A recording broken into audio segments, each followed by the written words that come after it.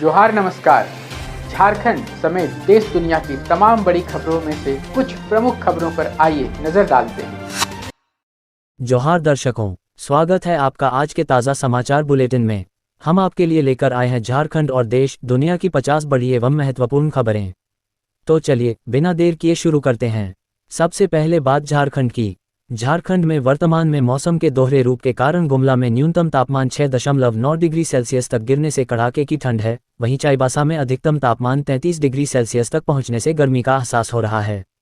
हिमालयी हवाओं के असर से पलामू और रांची सहित कई जिलों में सुबह शाम सिहरन बनी हुई है, जबकि उत्तर पूर्वी जिलों में तेज धूप के कारण दिन के तापमान में बढ़ोतरी दर्ज की जा रही है। साहिबगंज के 1250 करोड़ रुपए के अवैध पत्थर खनन मामले में सीबीआई अब अधिकारियों की मिलीभगत और दस्तावेजों की कड़ियों को जोड़ते हुए जल्द ही अदालत में पुख्ता चार्जशीट दाखिल करने की तैयारी कर रही है। सुप्रीम कोर्ट से स्वतंत्र जांच की अनुमति मिलने के बाद एजेंसी ने छापेमारी में मिले नकद, सोने और शेल कंपनियों के सबूतों के आधार पर जांच तेज कर दी है ताकि दोषियों पर कानूनी शिकंजा कसा जा सके। मुख्यमंत्री हेमंत सोरेन ने रांची में मर्ग के जयपाल सिंह मुंडा परदेशीय छात्रवृत्ति योजना के तहत विदेशों में उच्च शिक्षा प्राप्त कर रहे झारखंड के मेधावी छात्र छात्राओं से मुलाकात कर उनका उत्साहवर्धन किया। इस अवसर पर छात्रों ने राज्य सरकार की दूरदर्शी शिक्षा नीति के प्रति आभार जताया। वहीं मुख्यमंत्री ने भविष्य में इस योजना का विस्तार कर अधिक युवाओं को अंतर्राष्ट्रीय अवसर प्रदान करने का भरोसा दिया। झारखंड विधानसभा के बजट सत्र को सुचारू रूप से चलाने के लिए विधानसभा अध्यक्ष की अध्यक्षता में सर्वदलीय बैठक हुई, जिसमें मुख्यमंत्री हेमंत सोरेन और नेता प्रतिपक्ष समेत कई प्रमुख नेताओं ने हिस्सा लिया। इस बैठक में मुख्यमंत्री और अध्यक्ष ने सदन की गरिमा बनाए रखने और जनहित के मुद्दों पर सार्थक चर्चा सुनिश्चित करने के लिए सभी राजनीतिक दलों से सकारात्मक सहयोग की अपील की। बजट सत्र के मद्देनजर मुख्यमंत्री हेमंत सोरेन ने मंगलवार शाम सत्ताधारी गठबंधन झामुमो, कांग्रेस और राजद के विधायकों की एक महत्वपूर्ण बैठक बुलाई है। इस बैठक का मुख्य उद्देश्य सदन में विपक्ष के सवालों का सामना करने के लिए ठोस रणनीति बनाना और गठबंधन की एकजुटता प्रदर्शित करना है। झारखंड कर्मचारी चयन आयोग जेएसएससी ने सुप्रीम कोर्ट के आदेशानुसार स्नातक प्रशिक्षित सहायक आचार्य कक्षा 6-8 सामाजिक विज्ञान का संशोधित और अतिरिक्त परिणाम जारी कर दिया है, जिसमें 400 से अधिक नए अभ्यर्थियों को सफलता मिली है। नए नियमों के तहत अब आरक्षित श्रेणी में रियायतें लेने वाले अभ्यर्थियों को सामान्य श्रेणी में समायोजित नहीं किया गया है, जिसके परिणामस्वरूप कई पूर्व चयनित अभ्यर्थियों के जिला आवंटन और श्रेणी में भी बदलाव हुए हैं। झारखंड स्टेट आरोग्य समिति की बैठक में मुख्यमंत्री गंभीर बीमारी उपचार योजना के तहत कैंसर और किडनी ट्रांसप्लांट जैसे रोगों से जूझ रहे 21 मरीजों को 5 लाख से 20 लाख रुपये तक की वित्तीय सहायता देने की मंजूरी दी गई है। कार्यकारी निदेशक छवि रंजन ने पारदर्शिता के लिए मरीजों के भौतिक सत्यापन और भविष्य के आवेदनों में वर्तमान स्थिति का स्पष्ट उल्लेख करने के निर्देश दिए हैं, जिसमें पाकुड़ की कोमल जायसवाल का मामला कैबिनेट की स्वीकृति के लिए भेजा जाएगा। भाजपा नेता बाबूलाल मरांडी ने अरगोड़ा के एक पुराने मामले का हवाला देते हुए राज्य सरकार पर आदिवासियों की जमीन और सीएनटी एक्ट की अनदेखी कर भूमाफियाओं को संरक्षण देने का गंभीर आरोप लगाया है। उन्होंने मुख्यमंत्री हेमंत सोरेन से इस मामले में तुरंत हस्तक्षेप करने और अवैध कब्जों की जांच के लिए एक उच्चस्तरीय समिति बनाने की मांग की है। झारखंड के प्रधान मुख्य वन संरक्षक संजीव कुमार ने वनाग्नि रोकने के लिए अधिकारियों को जिला स्तर पर 24 घंटे सक्रिय कंट्रोल रूम बनाने, तकनीक का उपयोग करने और ग्रामीणों के साथ समन्वय बिठाने के कड़े निर्देश दिए हैं। उन्होंने फरवरी से मानसून तक के संवेदनशील समय को देखते हुए वनों की सुरक्षा को सर्वोच्च प्राथमिकता बताते हुए जन जागरूकता और त्वरित कार्रवाई पर विशेष जोर दिया है। रांची के डोरंडा में एक मर्सिडीज सवार वकील ने मामूली विवाद के बाद एक युवक को कार के बोनेट पर लटकाकर कई किलोमीटर तक घुमाया और रोकने की कोशिश करने वाले होमगार्ड जवानों पर भी गाड़ी चढ़ाने का प्रयास किया। आरोपी ने बाद में युवक को अपने घर ले जाकर बंधक बनाया और मारपीट की, जिसे पुलिस ने त्वरित कार्रवाई करते हुए सुरक्षित मुक्त कराया और गाड़ी जब्त कर ली। हालांकि इस हाई वोल्टेज ड्रामे का अंत दोनों पक्षों के बीच समझौते से हुआ, जहां पीड़ित युवक ने मानवीय आधार पर आरोपी वकील को माफ कर दिया। रांची ट्रैफिक एसपी राकेश सिंह ने जैक बोर्ड परीक्षा के दौरान छात्रों के आवागमन को सुगम बनाने के लिए ट्रैफिक पुलिस की ड्यूटी सुबह 8 बजे से शुरू करने और परीक्षा केंद्रों के बाहर सघन मॉनिटरिंग के निर्देश दिए हैं। प्रशासन ने अभिभावकों से निर्धारित पार्किंग का उपयोग करने की अपील की है ताकि सुचारू यातायात व्यवस्था के बीच छात्र बिना किसी बाधा के समय पर अपने केंद्रों तक पहुंच सकें। टाटा स्टील यूटिलिटीज यूएसआईएल ने बिजली दरों में 17% बढ़ोतरी का प्रस्ताव पेश किया है, जिस पर झारखंड राज्य विद्युत नियामक आयोग ने जनसुनवाई कर उपभोक्ताओं और उद्यमियों के सुझाव व आपत्तियां दर्ज की हैं। जहां कंपनी ने बुनियादी ढांचे के विस्तार के लिए 935 करोड़ रुपए की आवश्यकता जताई है, वहीं उपभोक्ताओं ने इस वृद्धि को अत्यधिक बताते हुए पारदर्शिता और लंबित कनेक्शनों पर सवाल उठाए हैं। झारखंड हाईकोर्ट ने रांची के ईडी अधिकारियों के खिलाफ दर्ज आपराधिक मामले की जांच पर रोक बरकरार रखते हुए अगली सुनवाई के लिए 24 फरवरी की तिथि निर्धारित की है। सुनवाई के दौरान राज्य सरकार ने जवाब दाखिल करने के लिए समय मांगा, जबकि मामले के सभी पक्षों के दस्तावेजों और रिजॉइंडर पर अब अगली तारीख को विस्तृत चर्चा होगी। देवघर मार्केटिंग बोर्ड में 24 वर्षों से मात्र 51 रुपये दिहाड़ी पर कार्यरत माली मोतीराम की सेवा नियमित करने के हाईकोर्ट के आदेश को सुप्रीम कोर्ट ने बरकरार रखते हुए बोर्ड की विशेष अनुमति याचिका खारिज कर दी है। लंबे कानूनी संघर्ष के बाद मिली इस जीत से अब मोती राम का पद स्थायी होगा, जो वर्षों से नियमितीकरण की राह देख रहे अन्य दैनिक वेतनभोगी कर्मचारियों के लिए भी एक बड़ी उम्मीद बनकर उभरा है।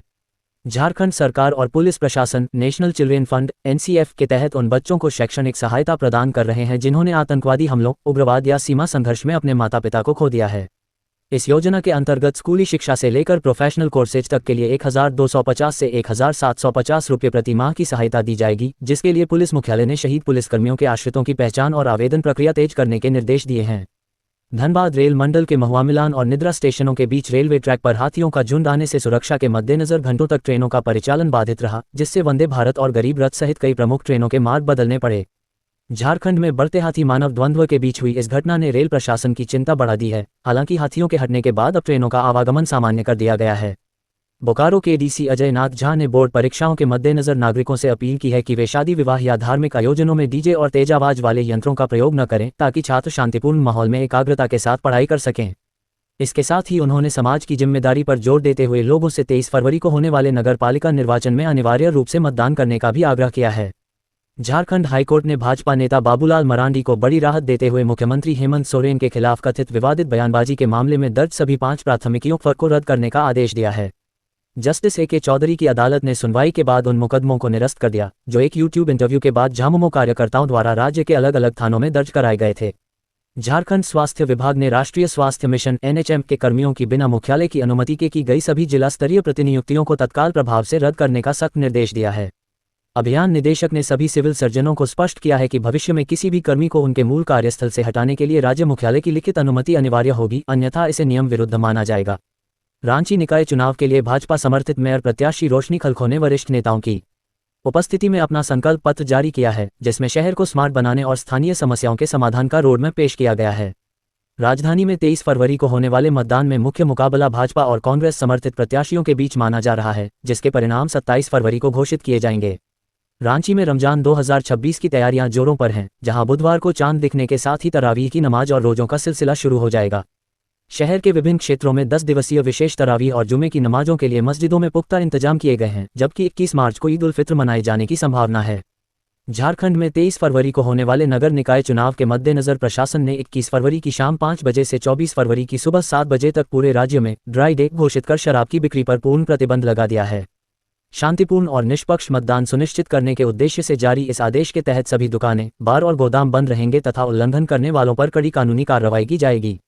पूर्व मुख्यमंत्री अर्जुन मुंडा ने बुंडू में एक चुनावी सभा को संबोधित करते हुए राज्य सरकार पर 3 वर्षों तक नगर निकाय चुनाव न कराकर लोकतांत्रिक और संवैधानिक ढांचे को नुकसान पहुंचाने का आरोप लगाया है।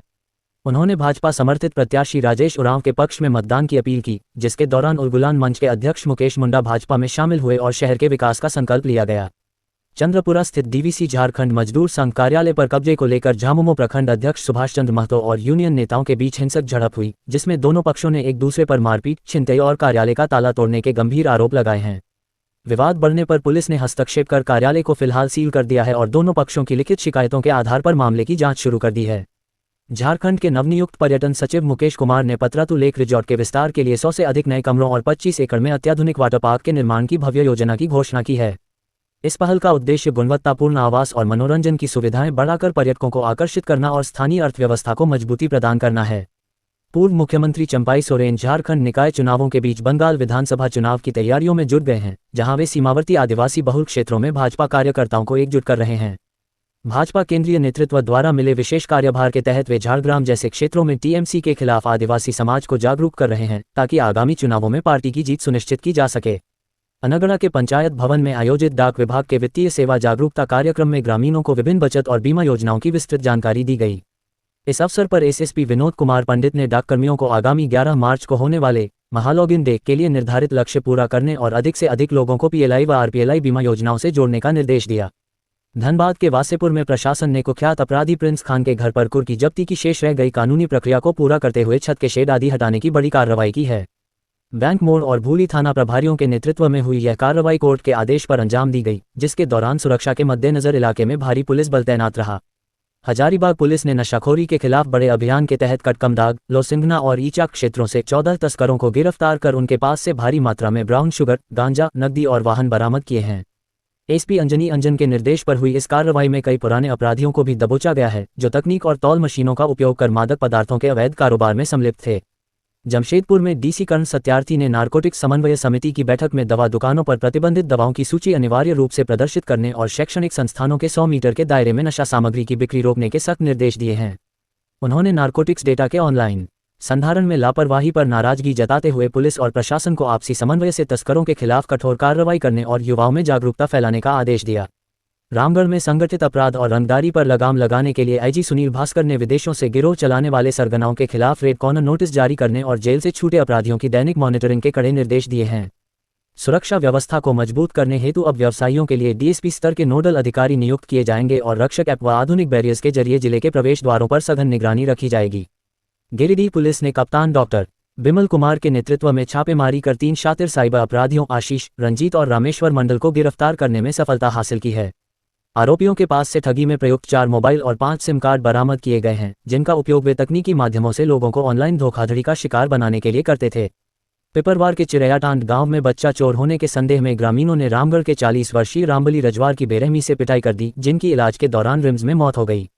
पुलिस के अनुसार मृतक मानसिक रूप से अस्वस्थ और मिर्गी का रोगी था। फिलहाल वीडियो फुटेज के आधार पर हमलावरों की पहचान कर कानूनी कार्रवाई की जा रही है। दुमका के जिला शिक्षा अधीक्षक डीएसई ने ई विद्यावाहिनी पोर्टल पर निर्धारित अवधि में कम उपस्थिति दर्ज कराने वाले 17 शिक्षकों को नोटिस जारी कर 17 फरवरी 2026 तक स्पष्टीकरण देने का निर्देश दिया है। विभागीय निर्देशों की अवहेलना और ऑनलाइन उपस्थिति में लापरवाही को गंभीर मानते हुए प्रशासन ने इन शिक्षकों से जवाब तलब किया है कि उनके विरुद्ध अनुशासनात्मक कार्रवाई क्यों न की जाए। झारखंड में वर्तमान में मौसम का उतार चढ़ाव जारी है, जहां सुबह शाम न्यूनतम तापमान में गिरावट से ठंड महसूस हो रही है, वहीं दिन में पारा 28 डिग्री सेल्सियस तक पहुंचने से हल्की गर्मी का एहसास हो रहा है। मौसम विभाग के अनुसार फरवरी के अंत तक अधिकतम तापमान 30 डिग्री तक पहुंच सकता है और इस बार होली के दौरान भी मौसम मिला जुला रहने की संभावना है। अब देखिए राष्ट्रीय एवं अंतर्राष्ट्रीय सुर्खियां। तारिक रहमान ने मंगलवार को बांग्लादेश के प्रधानमंत्री के रूप में शपथ ली है, जिसके साथ ही 20 साल बाद उनकी पार्टी बीएनपी की सत्ता में ऐतिहासिक वापसी हुई है। ढाका में आयोजित इस शपथ ग्रहण समारोह में लोकसभा अध्यक्ष ओम बिरला ने भारत का प्रतिनिधित्व किया और इस अवसर को दोनों देशों के बीच लोकतांत्रिक मूल्यों व आपसी संबंधों को मजबूत करने वाला एक महत्वपूर्ण क्षण बताया। सुप्रीम कोर्ट ने मुस्लिम समुदाय के खिलाफ आपत्तिजनक बयानों को लेकर दायर याचिका पर सुनवाई से इनकार करते हुए टिप्पणी की है कि इसमें केवल कुछ चुनिंदा नेताओं के ही नामों का उल्लेख किया गया है। अदालत ने याचिकाकर्ताओं को सभी राजनीतिक दलों की भड़काऊ बयानबाजी रोकने के लिए व्यापक दिशानिर्देशों की मांग के साथ नई याचिका दाखिल करने की सलाह दी है, जिसके लिए वरिष्ठ अधिवक्ता कपिल सिब्बल को 2 सप्ताह का समय दिया गया है। प्रधानमंत्री नरेंद्र मोदी ने बांग्लादेश के नवनियुक्त प्रधानमंत्री तारिक रहमान को चुनावी जीत पर बधाई देते हुए द्विपक्षीय संबंधों और क्षेत्रीय सहयोग को मजबूत करने के लिए उन्हें सपरिवार भारत आने का औपचारिक निमंत्रण दिया है। तारिक रहमान के शपथ ग्रहण के साथ ही बांग्लादेश में 18 महीने से जारी अंतरिम सरकार का शासन समाप्त हो गया है, जिसे दोनों देशों के बीच व्यापार, तकनीक और ऊर्जा जैसे क्षेत्रों में नए सहयोग की शुरुआत के तौर पर देखा जा रहा है।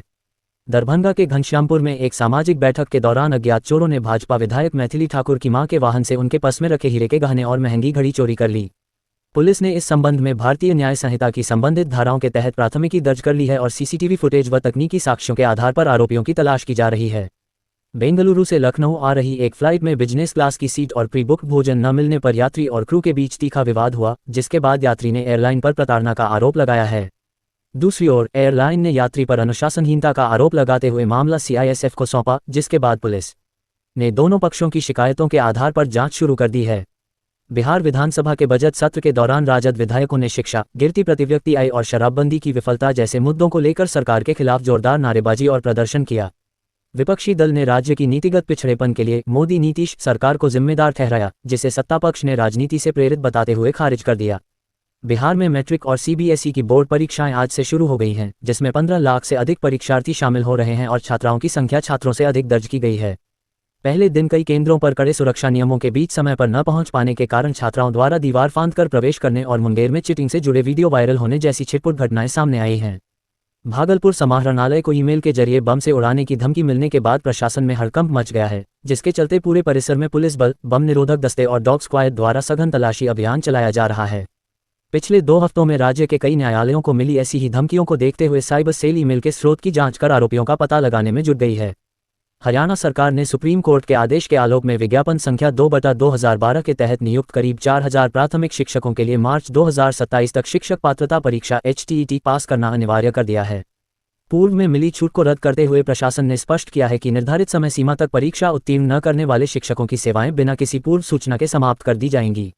जियो आरोग्य आई ने इंडिया आई इम्पैक्ट समिट में एक उन्नत क्लिनिक मॉडल पेश किया है, जो स्मार्ट मिरर और वॉइस आई के माध्यम से मरीजों की शुरुआती स्क्रीनिंग और कई भारतीय भाषाओं में प्राथमिक स्वास्थ्य मूल्यांकन करने में सक्षम है। ये तकनीक दूरदराज के क्षेत्रों में किफ़ायती स्वास्थ्य सेवा पहुंचाने और डॉक्टरों के वर्कलोड को कम करने के उद्देश्य से बनाई गई है, जो विशेषज्ञ परामर्श और डिजिटल मेडिकल सुविधाओं के बीच एक सेतु का कार्य करेगी।